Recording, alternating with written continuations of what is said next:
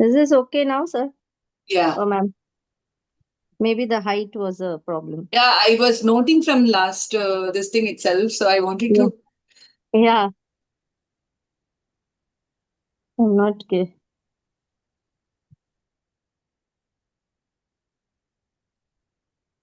Sanjana, we are good to start. Just a moment, sir. Okay.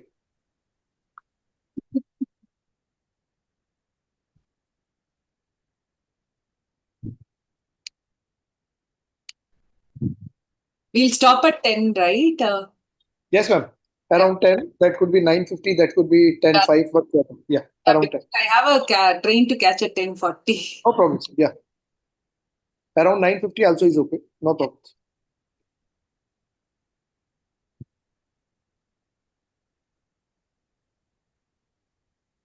Yes, sir. I think we can start.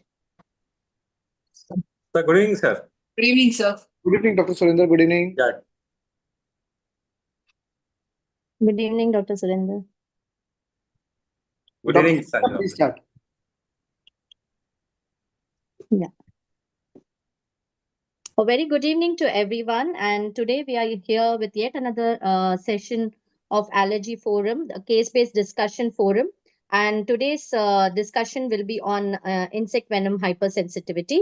And to do this, first of all, let me welcome our chairperson of our allergy chapter, Dr. Neeraj Gupta, to speak a few words. Thank you, Dr. Sanjana. Today is a very important day. It is World Allergy Day. So 8th July 2025 is considered to be, you can say, like World Allergy Day. And on this particular day, we are coming up with a very important topic which is less spoken about. It is the insect venom hypersensitivity. So we thought that this today's webinar, today's episode, we wanted to actually dedicate to you people for World Allergy Day. And without any further delay, we will start with the scientific session. Thank you. Thank you, Dr. Sinchana. Yes. So, for today's session, we have a very esteemed faculty with us who is a authority on this topic, and she is none other than Dr. Narmada Ashok. And Madam is actually the EB member of IAP Allergy chapter as well, and she is presently the State Secretary of IAP Tamil Nadu State chapter. And she is the core committee member of IAP STG, which was launched in 2022, and she has actually contributed to many of the IAP modules in many aspects, and also she has received a lot of honors. She's a fellow of IAP, and she's the national president. She has received the National President Appreciation Award from IMA in 2020, and Best Doctor Award of Tamil Nadu State from IMA in 2019. Madam is actually the director of Nallam Hospital in Vellore, and she's also a faculty at CMC Vellore for the prestigious DAA course which is being conducted, and many more other courses, allergy courses, which are being conducted all over India. And to present the case, we have Dr. Rashmita, who is actually a pulmonologist, and she's also been trained in allergy from in the DAA, that is which is done by the CMC Vellore. And currently, she is the fellow of allergy in CMC Vellore again. So she's going to be presenting the case today. I welcome Dr. Rashmita and also welcome Dr. Narmada ma'am for this session. And over to you, Dr. Rashmita. Thank you, Sinchana, for the kind words. Now I'll hand it over to Rashmita. She has prepared this case from Christian Medical College in our OPD. She is presently the fellow in allergy and asthma in CMC Vellore. Over to you, Rashmita. I think you're muted. Voice is not heard.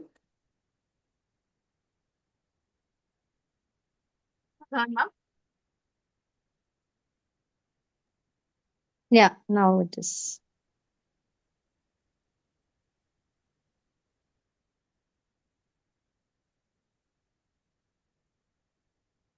You can just click on enable editing.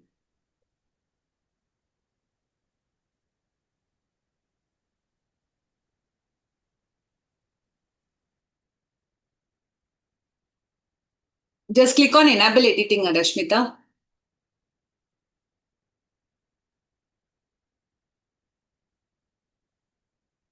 One second, ma'am. I'm Yeah. sharing.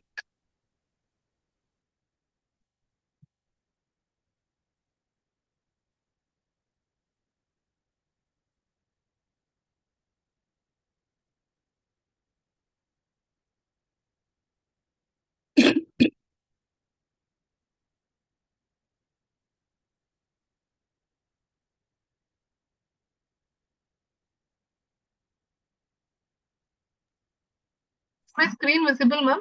Yeah, everything is clear. First, I thank IIP Forum for providing this opportunity.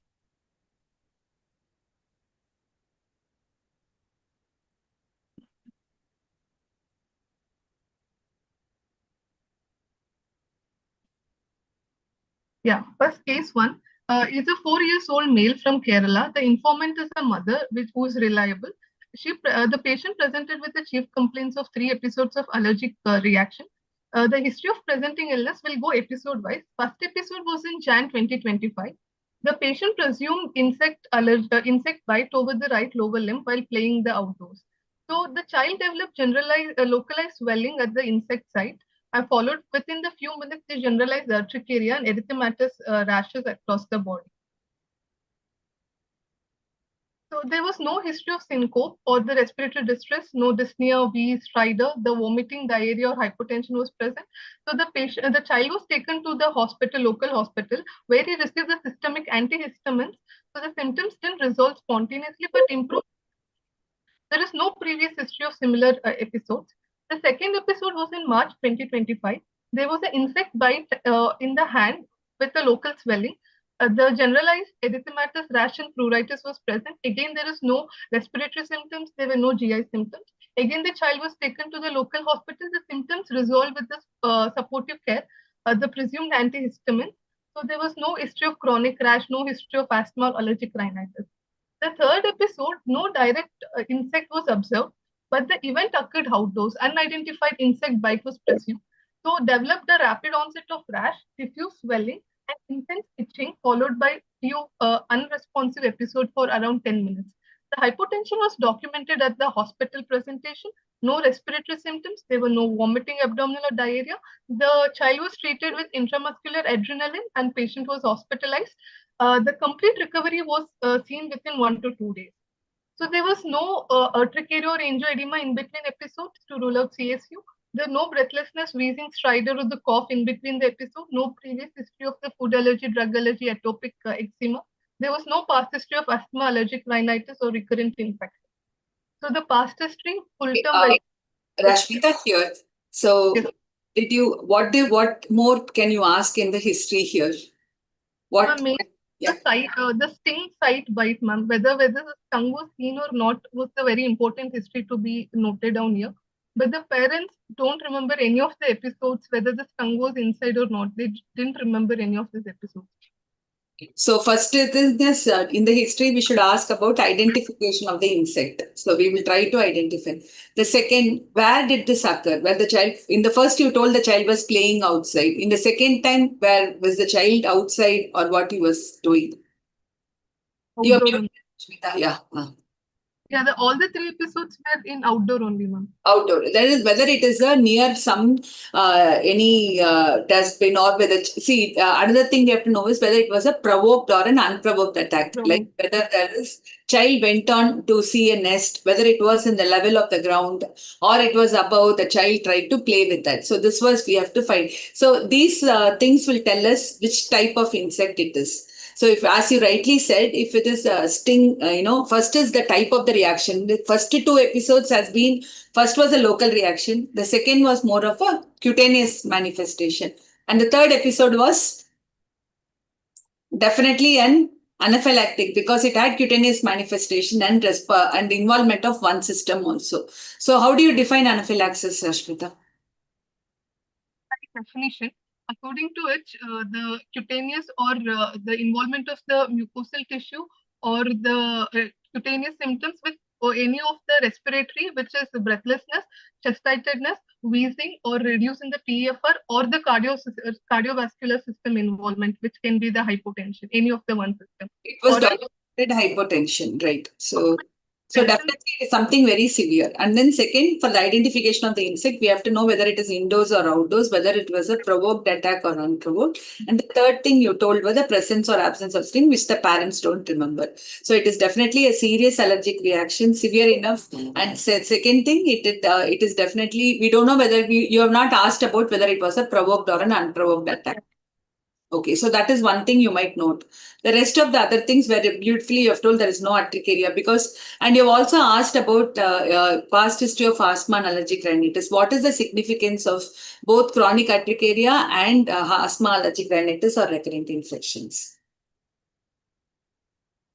Can you come nearby? We are not able to hear you. Yeah.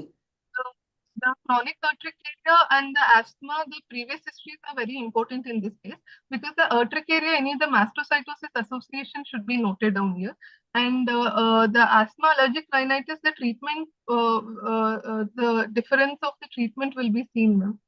Very good. So it is very, very important that they predict the severity of the reaction when the usually allergic any history of asthma will worsen all the respiratory symptoms also, and atopic nature is known to be a predisposing risk factor for the allergy. So asthma may be a worsening symptoms, and atopic manifestation is a significant risk factor. That you have to know the difference. And chronic urticaria, yes, as you rightly said, to rule out mastocytosis. So the only one thing we have to do is find out here with this history.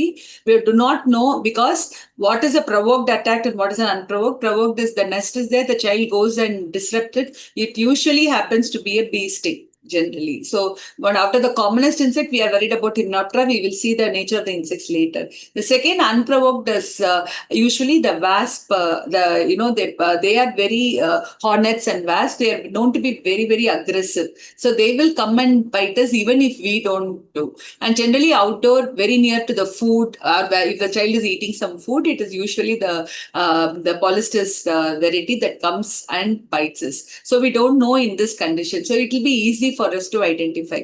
Because why do we want to know it? Because we can do the investigations accordingly. Okay, so it's definitely a severe insect allergic reaction, definitely IgE mediated because it has been only minutes. And the third thing we know that we do not know the nature of the insect. Okay. History is a full-term vaginal delivery at 39 weeks, uneventful, birth weight was normal, no NICU admission. So immunization status were up to date, no previous hospitalization.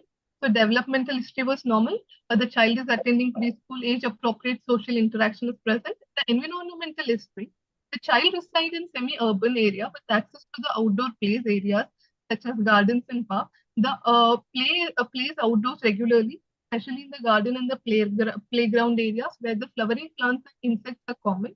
So no household pets, the Pakka house, there is no indoor infestations. So yes, ma'am. General physical examination. So it is flowering plants are there and he has access to the garden area more. And then very bright colored plants is usually attracting bright colored flowers usually attracts insects a lot. Yes. So coming to the anthropometry, it is normal. The vital signs were also normal. There were no pallor-erythrocyanosis. The skin examination, there was no evidence of wheals, angioedema or eczema at the examination time. So other systemic examinations were normal. So what do you think we happened here? We already discussed. It is a case of definitely an insect venom hypersensitivity only. Now you tell me what is the difference between hypersensitivity, sensitization and allergic phenomenon? Here the sensitization, the first two episodes to summarize, ma'am, here the first two episodes were very dermatological manifestation was there, and the third episodes were quite severe enough. The sensitization is the first exposure to the immune system. So the IgE antibodies will be present. The sensitization is not equivalent to allergy. So the sensitization plus the manifestation of the clinical features is called as allergy. Yeah. Yes, ma'am. Yeah. So in what happens in venom sensitization, does it really need here we had 3 episodes. As you rightly said, first was a local reaction. The second, he went on to develop a cutaneous manifestation and then a severe anaphylaxis. But is it necessary to follow the same phenomenon? Quite often we will not see like that. Even in the first episode itself, the patient will go for a severe reaction. So sometimes only in aeroallergen, we may get sensitization and all that. But in insect venom, there are other factors also where the patient will get even the first episode can be a severe reaction. Having said that, what is the difference between the clinical condition in a child with regard to the manifestations compared to that of the adult? See, here the child had cutaneous manifestations more. No, what is the difference between the clinical manifestation between a child and an adult? Adult they're more prone to the cardiovascular complications, ma'am, rather than the dermatological. Yes, dermatology. Generally, if you see children, we have 85% of cutaneous manifestation. Even if they have anaphylaxis, definitely there will be a cutaneous manifestation in the form of rash or an urticaria. Whereas an adult, 60% only will have the cutaneous manifestation. 40% unexplained hypotension, we have to think of insect venom hypersensitivity. They may not have the cutaneous manifestation. And again, in a child, they developing a severe allergic reaction is only to the tune of 0.3 to 0.5% only. Whereas an adult, they are more prone for systemic reaction. That is why what happens is the management differs in case of a child and that of the adult, which we'll discuss as the case goes. Okay. So what are the common insects implicated that yes, ma'am. The common insects implicated first is the types of the insects. Sorry. The type of the insect stings vary across the world. The honeybee, the Apis mellifera, is ubiquitous worldwide, common culprit in the urban and the rural areas. The yellow jacket, that is the vespulas, they are present in the North America, Europe, and the parts of Asia. Often in the nest, as ma'am said, they are usually present in the underground burrows. The third is the paper wasp, the hornets. They are present in the lower altitude, especially in the subtropical to the tropical region. The sting ants are of two types. One is the imported, the fire ants, which are present in the southeastern or the central USA. Second is the jack jumper that is present in the southeastern Australia. Very important is the tick envenomation, which is present in the Australia, which is caused by Exodus oleocyclus. So it often bites in the lower limb or the scalp, which causes the tick paralysis or the severe allergic reaction. So the common insects, can I proceed, ma'am? Yeah, you can proceed. The regional epidemiology, coming to the Indian epidemiology, the two important studies. Once they looked at the incident of the insect venom hypersensitivity in the West Bengal, they evaluated the 450 patients. The SPT was used. So the black ants and the fire ants are the predominant sensitizers in this cohort. And the incident in the Shimla, which was done by Imral P. et al., so in the Tanda district. So the highest incidence of the wasp and the bee sting was among a severe allergic reaction. The Vikram et al. Also reported multiple wasp sting, which are predominantly the reason for acute kidney injury and had the mortality of 36.1% compared to the snake bite of 9.2%. So in Himalayan foothills, the wasp sting not only triggered the anaphylaxis but also carried the high risk of organ injury and the death. So there are regional pattern. In eastern, there were ant hypersensitivity. In Himalayan region, it was the wasp or the bee sting which caused the severe systemic and the renal complications. Yes. Why we told this is, if you can see the gene, Hymenoptera is the one medically very important gene. And in that, the family of Apidae and Vespidae are very important. We have to know this animal kingdom because if you can see, they have significant cross-reactivity between the same families and the minimal cross-reactivity in the interfamilies. Like Apis and Bombus, like if you had been bitten by a bumblebee, then it is very common that you may develop sensitization to honeybee. Again, the same between the Vespidae family, between the Vespa and the Vespids, which are predominant, and the hornets, you have. This Polistes variety, they can also cross-reactive, but they have very limited cross-reactivity with the Apidae family. So having said that, all the other Western literature have a very good sensitization. They do the IgE for all the have history of clinical reaction which is there. But in India, you have most of the papers have come from the dermatology clinics where they have looked at the type of the clinical reaction. The two papers which you had presented were the first one, they had looked at typical sensitization using the IgE, especially that done by, the Argya Laha, who's one of the team member of Saibal Matra, we all know. They had looked at the specific SPT pattern. The Himral and Vikrant had looked at the non-IgE pattern, but these were the first of the studies which had documented immunological reactions of the insect venom hypersensitivity in India. We will need, though we know about the cutaneous reactions and all that, they are not documented immunological reactions has been there in the literature. We will need more about that. Yeah. Here is a 15-year-old boy presented with the chief complaints of generalized itching, highest difficulty in breathing, and giddiness. So the history of presenting illness, a previously healthy 15-year-old boy, he presented to ED with acute allergic reaction occurring approximately 20 minutes after stung by an unidentified flying insect while playing outdoor in a garden. So the sting occurred on the left forearm. No stinger was visible at the site. So it developed the symptoms including generalized rash, facial swelling, the breathlessness, wheezing, chest tightness within 20 minutes. No history of recent food intake or the drug ingestion or unidentified allergen exposure at this time. He was brought to the emergency department, treated with adrenaline, antihistamine, corticosteroid with resolution of symptoms within next few hours. So this was the first episode of insect sting, no prior history of similar episodes. The insect was identified as yellowish with wings, but could not be specifically identified. No history of asthma, eczema, or allergic rhinitis, no past history of insect sting reaction or urticaria, no syncope or seizure disorders. So the past history and the family history were insignificant. So on general physical examination, the boy was alert but was distressed, oriented to time, place, and person. He had tachycardia, tachypnea, hypotension of 88 by 56 mm Hg, and the hypoxia of 91% plus room air. So he was using accessory muscles of respiration. The nasal flaring was present, and bilateral wheezing was also present. And the skin urticaria was present at the time of examination, with mild lip swelling, and the tongue swelling was also noted. So the patient was in ED. Which case of an anaphylaxis, multi-system. Anaphylaxis, ma'am. Yes. We treated with IM adrenaline. Hydrocortisone of 200 mg was given. The chlorpheniramine maleate and the IV fluids bolus was given, and oxygen was also kept on to maintain the target saturation of more than 94, and nebulized salbutamol was given, and he was also kept in observation to look the possibility of biphasic reaction for 2 days. So this is a typical anaphylactic reaction in a 15-year-old, very rare, but still it has occurred, and you have clearly documented it is between 20 minutes or so, and then you have clearly gone ahead with giving the adrenaline. The supportive care has been very perfect. So this has been, so the first cases we saw 3 episodes, and the third episode was anaphylaxis, but here even in the first episode, the child had a severe reaction, which is something which we have to look into. Now, having undergone all this, how do you think you're going to proceed with these 2 cases, and what is the difference between these 2 cases? We are not able to hear you, Rashmita. Yeah. First 2 cases, first case had in 3 episodes, and that was, it took a time to have an anaphylaxis, ma'am. So this case is a direct anaphylaxis is there.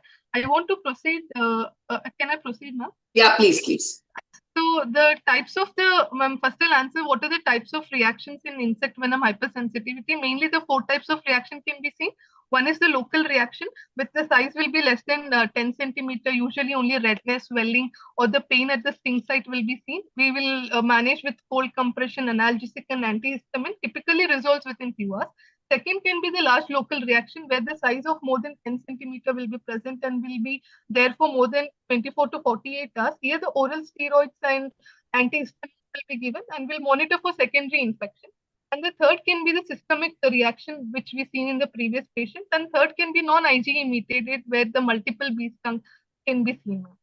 Multiple bee stings or the wasp can also be the thing. Yes, ma'am. So, and one more thing is the age factor. See, you will stop with the, in a case of a young children who has developed only a local reaction or an urticaria, you may not proceed for the further investigation. But in both these cases, they are severe anaphylaxis. So you should proceed with the thing. So having said that, you have managed the locally. Okay, what do you do further? Yeah, first we want to the role of the skin test in detecting the venom hypersensitivity. The first line to confirm which insect has caused the allergic reaction is the skin test. It is done in the patient more than 16 years with the systemic symptoms beyond the skin, and we'll look at the candidate whether they are fit for VIT or not. It is not recommended in children less than 16 years with the skin only reaction. Only 10% risk of future severe reaction is seen. So we'll wait for the 4 weeks after this beast, the sting to allow the mast cell to recovery and to avoid the false negatives. And the venom protein extracts are used except for the fire ants, where the whole body extracts will be seen. First, we'll start with the skin prick test of 1 to 100 microgram per liter, followed by the intradermal testing at the concentration of 0.012 That's that's the theory part. Initially, but these two cases had not fit into the typical 16 years of age. Okay. But my question is, what will you do in this condition when the 5-year-old and a 15-year-old has developed complications? So the question for me now is, should you go ahead and do the skin prick test? Will you do it? They are less than 16 years also, ma'am. And if it is less than 4 weeks, I will not proceed also. And the one more thing, the Indian reagents for testing the skin prick test, whether they are validated or not also, I'm We'll not come sure to that now. See, first thing is the age factor. See, definitely the age, as by theory, less than 16 years, we may not do it. But having said that, there are a lot of centers when these two cases have been a typical allergic reaction. So we will need some answer to the patients, and it has been a severe anaphylaxis. So we may go ahead and do the investigation for these two children. So having said that, if you are not going to go ahead and investigate, what more can you have done at that time? Here you have said up to 4 weeks. So the mother is very worried. She has brought the child all the way from Kerala to you. So, and this child, especially 15 years, the parents will not want another reaction. So in the interim period, what you can do, that's a more practical thing, no? Because thinking about skin testing and all is the next stage. What can you do in this condition? What will you do immediately? Like you want, as a clinician, I want to send the mast cell tryptase immediately. Yeah, that you can do in order to confirm the anaphylaxis clinically confirm. So practically, as a clinician, as an allergy specialist, what would you do? What will be your advice immediately? So I will just add on to this, nothing but you tell the parents that generally these children are more prone, so ask them to carry the epinephrine injection. And as we know in India, we do not have the epinephrine, the EpiPen, but you can always ask them to take the adrenaline thing and keep the 1 ml needle and deep IM and teach them. That is very, very important. That is mostly done in all the units. You will have to have a good education, health education. Treat them or tell them also about avoidance measures, which we will discuss later. Avoidance measure, that's very important. And then ask them to come after 4 years. Can you go to the previous slide? There is, as you rightly said, skin testing. There are two things. What about the Indian standards and what is the extract we are using? But though we are not having a standardized extract, if you are planning on immunotherapy, certain companies have the allergens from that. They are also having the immunotherapy in that. You can choose those companies because you are going to start immunotherapy on the same. But in these two cases, we are not thinking about immunotherapy at all because the age is one of the factors which we have to wait. So what do you do in this 15 years? The one thing we can tell them is come back after a year also for the immunotherapy or go ahead and do a serum specific IgE. That was not for the sake of starting an immunotherapy, but you will at least identify the commonest insect. And we will also see why we have to investigate in order to know what is the true reaction, whether it has been a true sensitization. So instead of skin testing, sometimes you can directly go for serum specific IgE. Again, if you plan to do the skin testing here, you should start with here we have to concentration is 1 because even both of them have developed anaphylaxis. So you have to go from a slower concentration. And what about the intradermal test? Why is it done after the skin testing? You should go because intradermal they can pick it up more. But we went ahead and did the skin prick test and then only intradermal because intradermal testing has got a greater chance of producing a clinical reaction. That is why we first try the safer method of skin prick testing. If you are not getting it, we should go for intradermal testing. Here the point is there is a very clear history. Why do you want to show? See, here we have to demonstrate IgE sensitization. That is why we are taking all the other things. But actually, when I visited the center in Birmingham, Dr. Trimala Krishna's clinic, they did not do the skin testing for some patients. They went directly and did with the serum specific IgE using the immunocap, which was more sensitive in this condition. Okay, so let us go ahead and see what was serum specific IgE. Can you elaborate on that?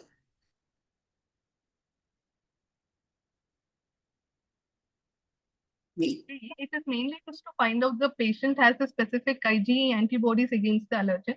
So this image depicts the 3 types of in vitro serum specific IgE platform using an allergy diagnostic.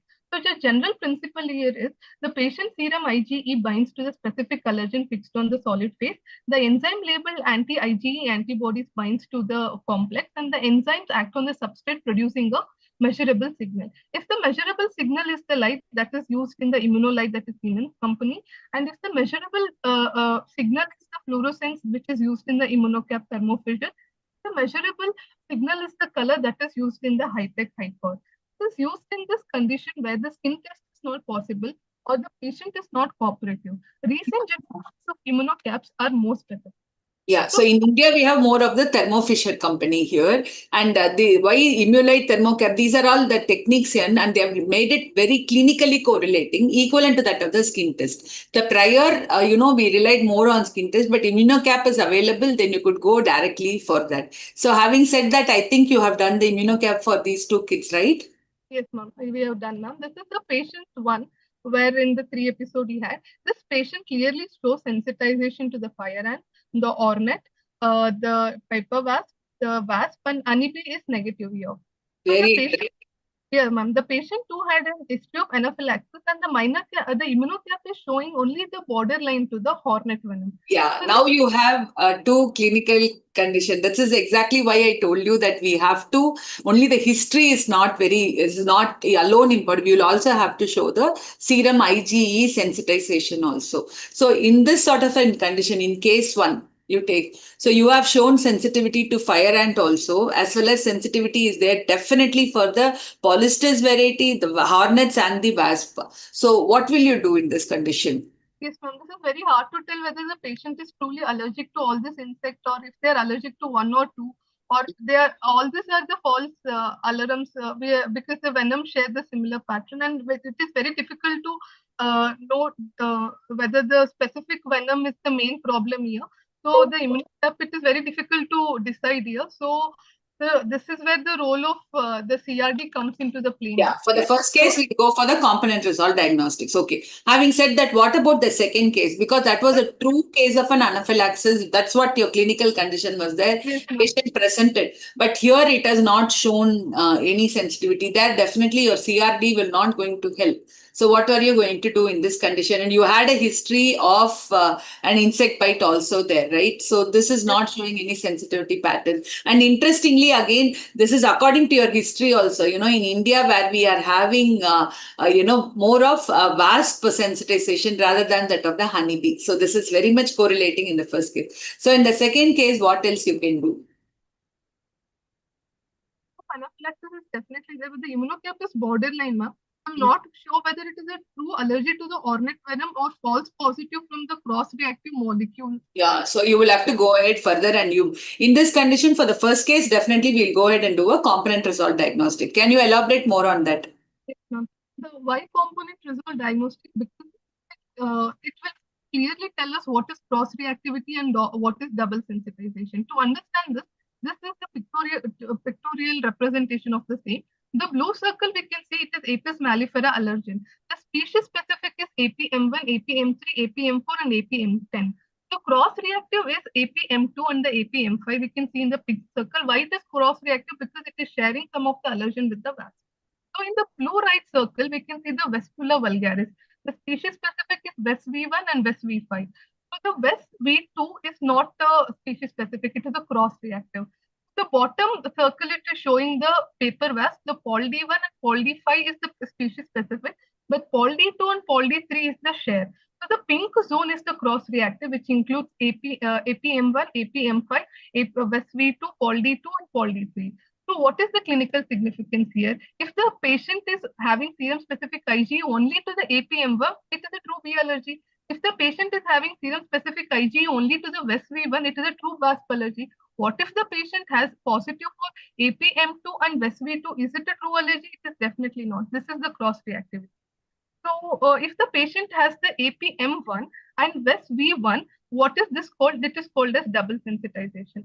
So cross-reactivity is nothing but it is binding to the homologous protein, which is because of the two things. One is the CCD, that is alpha-1,3 linked to fructose residue on the N-glycan 4 CCD that is produced by the insect and plants, not found in the human protein. In significant proportion of the patient to develop the serum IgE against the CCD. Yeah, so in this condition, what will be your CRD? CRD will not show any reaction at all when it is due to CCD. So serum specific IgE would have been high, but in this condition, it could be a CCD would be a negative one. It will come negative for this. Yeah. One more important thing for the cross reactivity is because of the hyaluronidase, which is Yes. present in all the allergens. Yes, ma'am. So the CRD helps to identify the species specific and the sensitization, and it distinguishes between the cross reactivity and true sensitization, and it detects the allergen underrepresented in the whole extract immunotherapy, immunotherapy. So did you go ahead and do the CRD? We did, right? Yeah. The CRD. Yes, we did. Yes. This is the Yeah. patient one. So the fire So and only we have to remember we have done it only in the first case where it was positive for wasp and the hornets. We have not done it in the second case. We will come to that later. So yeah, fire ants, yes. Pathophysiology species is positive here, ma'am. The hornet, the Dolichovespula is also positive. The paper wasp poldi5 antigen 5 is also positive. The West V5, which is also species specific antigen 5, is also positive. Honeybee is negative here, ma'am. So, ma'am, my question is, ma'am, the West V5 and the poldi5 are both the species specific, but highly cross reactive. So, in the absence of clear sting history for which a patient had, if only the antigen 5 is positive, will it lean towards the cross reactivity or not a true multiple allergies? I will definitely lean towards only the cross reactivity and not lean towards multiple allergy, especially when you have the Pol D5 as you have shown by the graph itself. So there is also a different thing, and then they are very closely related. You remember the graph which we saw? We saw the divisions of the family and genera. Okay, so if you had got something like an API positive along with these things, then we can treat it as a two different one. Here, the Vespids and Polystis are also very closely related to the Vespidae family. So I would lean more in favor of a cross reactivity. What it has got is it is an implication of the immunotherapy which I have to start for this patient. So I will start only with the one which is more cross reactive, and then that is why the identification of the insects can also help.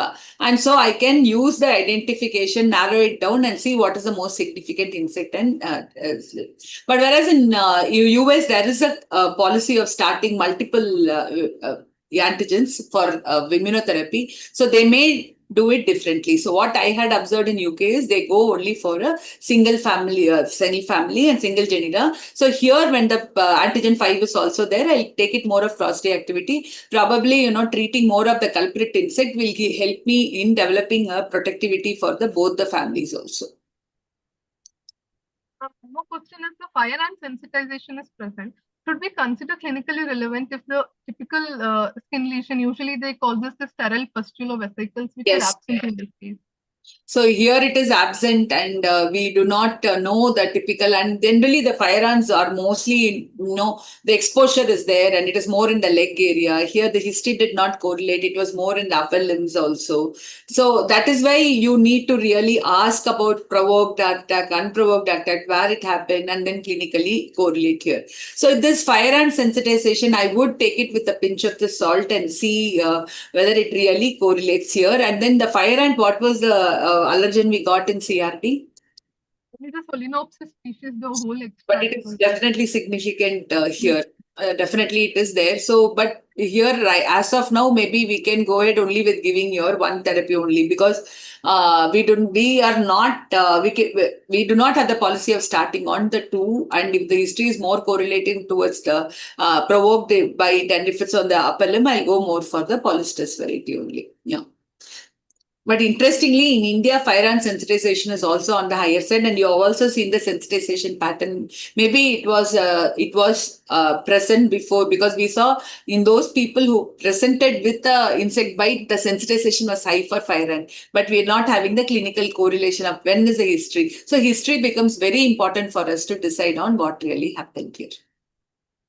And one more thing, in both these conditions, you have multiple sensitization, and in another case where there is no sensitization pattern at all. So what are the other investigations that could help you to decide on further management?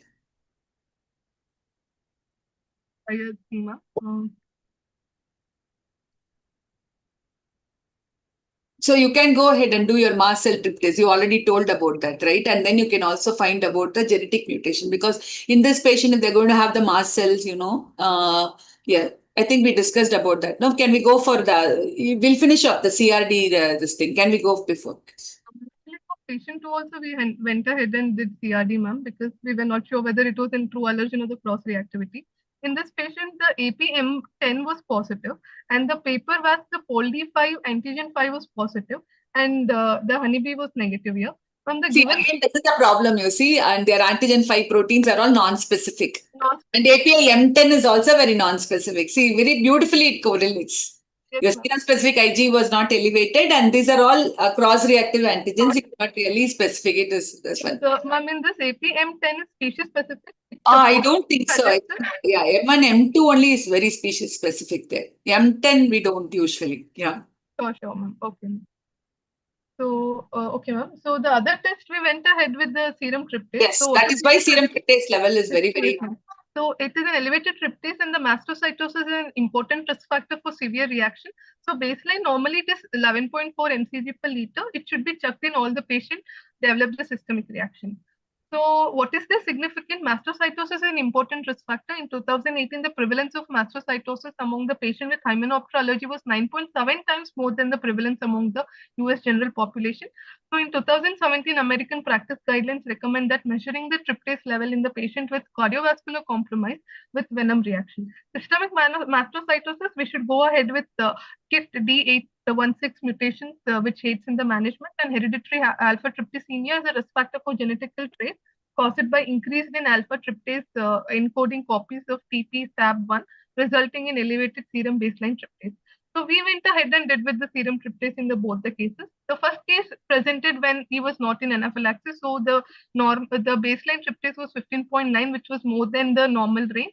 So we went ahead with the whole exome sequencing of c-KIT mutation, which is awaited till now. That is also exactly explaining why he has multiple sensitizations also. So in this condition, if your fire ant is also showing positivity, then you may choose to give, like in US, immunotherapy for both the things, because he's like a time bomb ticking here. So his mastocytosis is high, so he will need the immunotherapy here. But again, the factor is 5 years. He's just 5 years. So you have to give him this epinephrine and keep him on a close monitor. Whereas in case 2, it was at the time definitely a case of anaphylaxis only. Why? Because your serum tryptase is elevated, but it has returned to the baseline here. It has been repeated, and the threshold was 5.76. Definitely, the reaction is more than it is significantly. We find that mast cell degranulation has occurred, and anaphylaxis was sure at the time of presentation. But we don't know whether it was due to an insect venom hypersensitivity. We now don't know what is the cause of the anaphylaxis. So here in this condition, your future prognosis, how do you monitor this cases? In the first case, you will have to definitely tell them about epinephrine, chances of severe reaction. And there are very, very few case reports, about 250 to 300 children who had been given immunotherapy based on one-to-one clinical basis and based on their risk of life. But what we can do here in India, we do not have, or we cannot study the immunotherapy starting in adult itself is difficult. So in case 1, what else you can do? Education and non-pharmacological strategies that is managed here, ma'am. Yeah, can we go to the next slide? So this further plan. Both the conditions you will have to be very clear, because the parent is going to ask you for the 5-year-old what you're going to do. And in this 15-year-old, definitely anaphylaxis is there, but doesn't seem to be an insect venom. So how do you proceed? So yeah, ma'am, the identification of the bite as in clinical significant, and identification of the insect, acute management. So here what you can do is go back and try to find out it was a provoked attack or unprovoked attack. And then try to identify and correlate it with the results you have got. But anyway, he shows evidence of systemic manifestation, systemic mastocytosis. So you may go ahead with the immunotherapy later stage, not now. In between, what will you do? Yeah, ma'am, the avoidance strategies such as keeping out area free of garbage to avoid the attracting insects, avoid the scented products, the perfume lotions, and avoiding the bright colored clothes which attracts the insects, and wearing the closed shoe, avoiding walking barefoot, that should be done, and the medical badge should be given, that is in Venom hypersensitivity. He has got a systemic mastocytosis. You could give him the Venom badges, epinephrine, ask him to carry the epinephrine wherever they All go, the as various well as definitely avoid, if they are not a very fear, if they don't, if they are not very vehement about going to the resorts, it's well and good. They can avoid hilly regions or so on resorts like the spaces, because that is going to be the most practical solution in the Indian scenario. Yes, yes. You can come near to Rashmika. Yeah. Yes, but it is a drug of choice for anaphylactic reaction, including the aminoptera. So Yeah. mainly it causes the alpha effect of vasoconstriction, heart rate increasing, bronchodilation. The best is it acts within the minutes and better survival. It is an IM route, should be given in the mid anterolateral, 0.3 to 0.5 mg IM. Should be repeated every 5 to 15 minutes. And auto injectors are not available. So we gave the pre-fill syringe with spring-loaded device with a fixed dose, and we have advised to carry wherever the patient goes to carry with it. And also, you have to be sure that the IM needle is a bigger needle. It's a not the small needle that comes with a 1 ml syringe, because it will not go deep. And then again, it's the photosensitive one. So you will always have to carry in a spectacle box. Yes. Spectacular geometric box. Yeah. So the management of the reactions, which we already discussed now, and the lifestyle modification is the same thing. Avoid the sweet fruits, the drinking in the open containers, the swatting. We should not swat around the flying insects. Should not sit near the flowering plants. Yeah, inform the teachers, employers, and the caregivers that the patient is having this allergy with an auto-injector. Okay. Now he comes to about, he's maintained all that. Probably in the future, you become a consultant in allergy. You will automatically, he comes at 15 to 16 years. At that time, what will you do? So we'll consider for Venom immunotherapy for this patient. Again, maybe repeat your serum IgE levels, repeat your CRD. Okay, because you will have to know what happened to this reaction. It is 5 years. So you will do, and then probably at that time also repeat your tryptase level and go. So the natural history, so many the spontaneous resolutions can happen. Yes, they can have the spontaneous resolution. That is why we will have to redo everything that time. Okay, having said that, if he's still going positive, and if he's still, your mutation by now would have come, and if he's showing, so what is Venom immunotherapy all about, and how efficacious it is? It is the only specific therapy currently reducing or preventing the systemic reaction for further things. It must be used in the patient to demonstrate the specific IgE to the respective venom with the history of systemic reaction or anaphylaxis. Efficacy is 95 to 97%. The goal is to reduce the life-threatening reaction. Secondary benefit is to alleviate the anxiety-related things. So these are the things, ma'am. Mainly the Hymenoptera and imported the fire ants. The extract is the venom in case of Hymenoptera and the whole body in case of the fire ant. The single venom, the honeybee, the yellow jacket, the white-faced hornet and yellow hornet and the wasp are available. In the whole body, the single venom for Solenopsis and Solenopsis rich cherry is also available. The mixture of Hymenoptera is the mixed vespid, yellow jacket, white-faced hornet and the yellow hornet is present. In the imported fire ant, the mixture of red and the black ant imported fire ant. Yeah, so the thing is that the Solenopsis, in Invicta, in India, they have our own species, and they've used the whole body extract.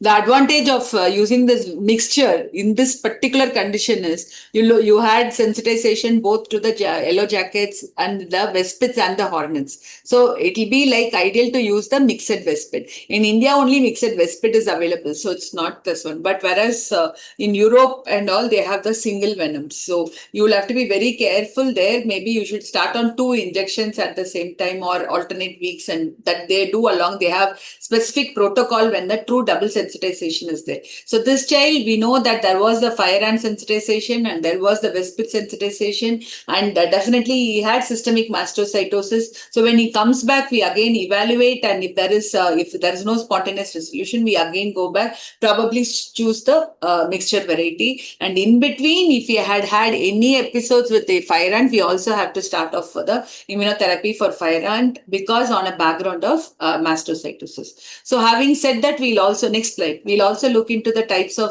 immunotherapy. Yes. So this is the immunotherapy indication. We said, no, they had severe systemic reaction. Then here, even if it has been a mild reaction, they had a raised baseline tryptase.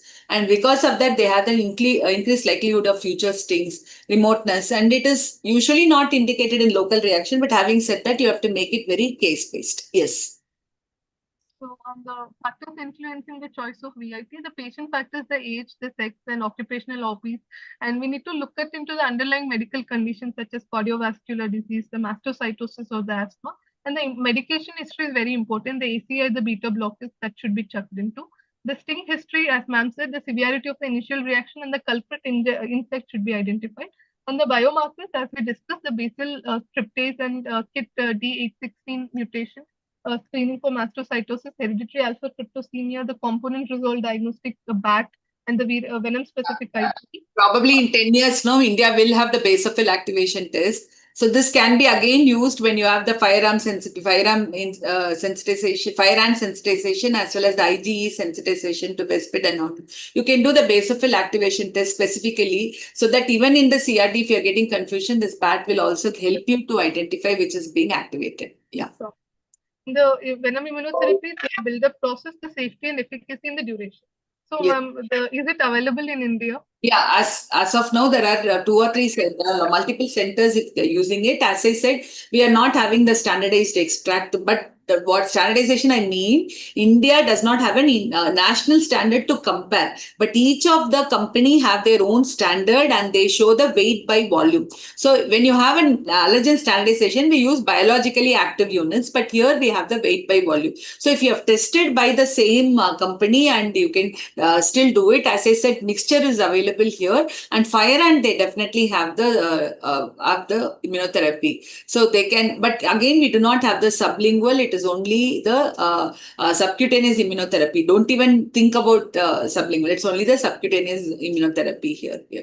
And in UK, there are a lot of people on the immunotherapy. So they have the various dilutions. In India, we give it for the each of the patients. Each of the patients, we have a separate prescription that comes for the patient. We start in some 1 in 10,000 dilution, work up to 1 in 1,000 and go ahead. Whereas in UK, they will use the same vial for the multiple patients, but the dosage will be very fixed.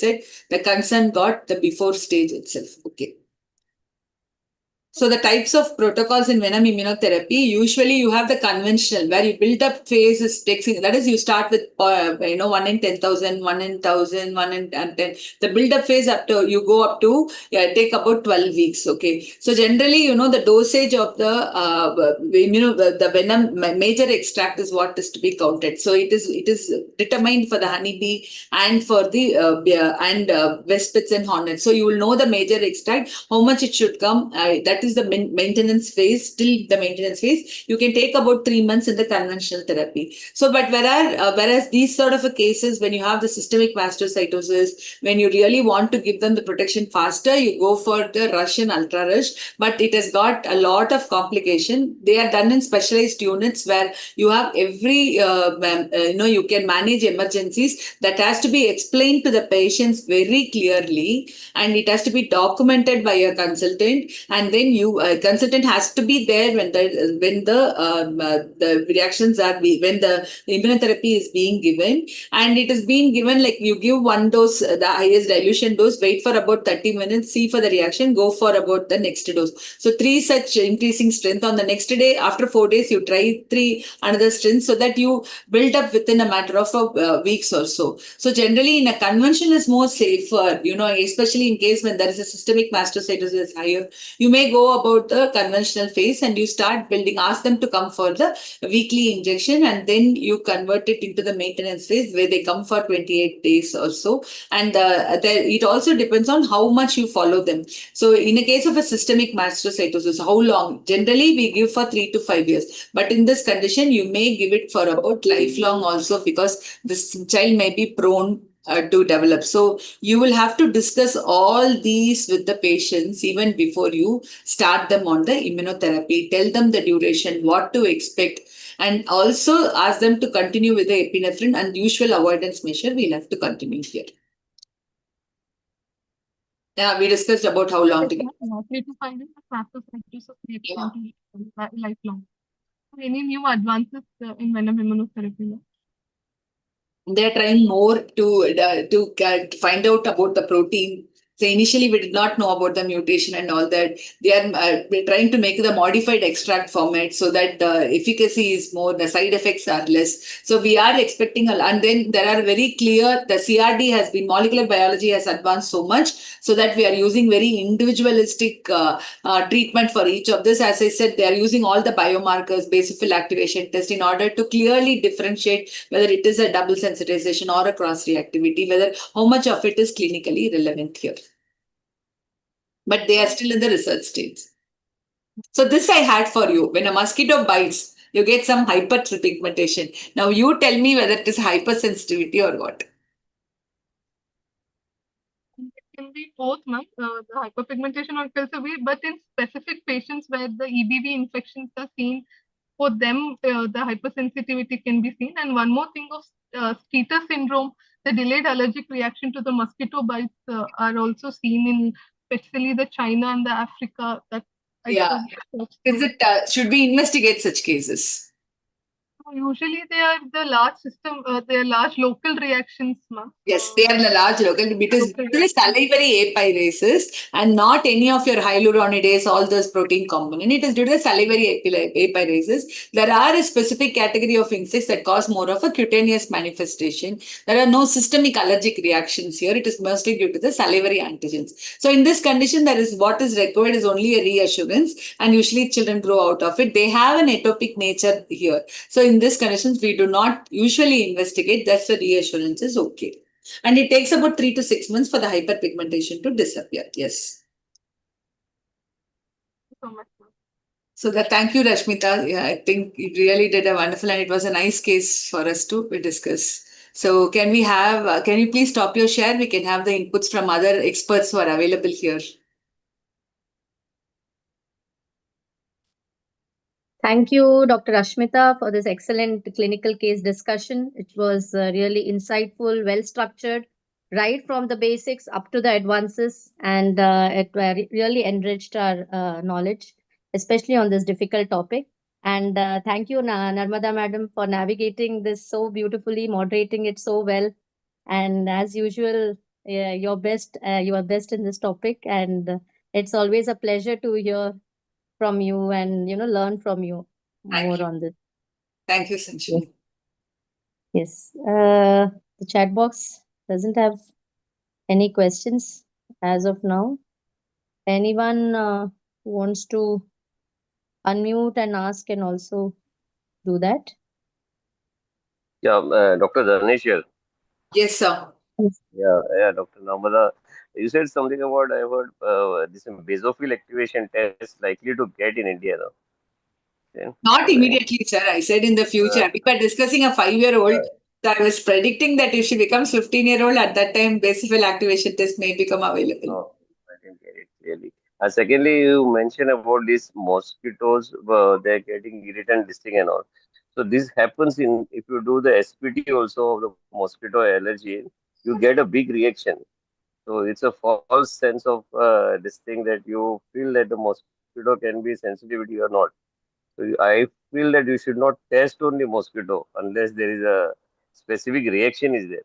Yes, that Even is if somebody gets, clear, what sir. is your Yeah, I also accept this, but having said that, there are multiple case reports and sensitization patterns seen, especially the studies from Kerala and all have documented the mosquito sensitization. But what they are saying is when we are using the home dust, sometimes they use the give it. They may have some of the proteins of the mosquitoes that is producing a sensitization pattern. How much of it is clinically significant for allergen sensitization? They have studied about it. But with regard to the insect venom hypersensitivity, I don't think it has got so much of relevance, sir. Yeah, one more thing is I joined late. I don't know whether you talked about cockroach and dust mite. Many times they are cross-reactive. And BLA G1 is this component, I believe, yeah, for major component for cockroach, Yeah. So how to differentiate? Because many times you get quite a big cockroach sensitization and dust mite is also there. So between the two, whether the cockroach is a main allergen. You can do a CRD and definitely find it out for the same, sir. And again, having said that, when we are giving for the why do we do this sensitization pattern and want to find out which is the major thing is only well to develop to think about immunotherapy. So in that condition, I think you can do the CRD and go ahead. But in cockroach, we are not going to give immunotherapy. Avoidance is the best. And further, once you avoid, you still feel the symptoms are significant, then you can probably go ahead and give the immunotherapy for the dust mite then. And again, having said that, your PLA gene and also the cockroach sensitization is more to do with the Americanized. They have not quantified the specific protein for the Indian allergen, but there is a bit of cross reactivity in both this one, sir. Thank you. Thank you, sir. I think no more questions. Shall come to an end of this session, and I would like Dr. Danesh sir to propose the vote of thanks. Thanks the presenter, and I was actually late in joining. And from Narmada, as usual, she has immense knowledge in this particular subject. And thanks everyone whoever joined, and to you, Sanjana, and everybody from the IAP Allergy chapter. And we'll continue with this program everywhere. You're conducting it very well, Dr. Sanjana. So good night. See you. Thank you so much, China, for the opportunity. Thank you so much, Rashmita, for taking these two cases and doing the complete workup of the same. Yes, ma'am. It was indeed a very well worked up case, and she presented it really well. And it was a great discussion, which will surely benefit all the viewers. Thank you so much. Thanks to you. Thanks to Raj and the entire team for giving us the opportunity. And in spite of your busy schedule, you agreed to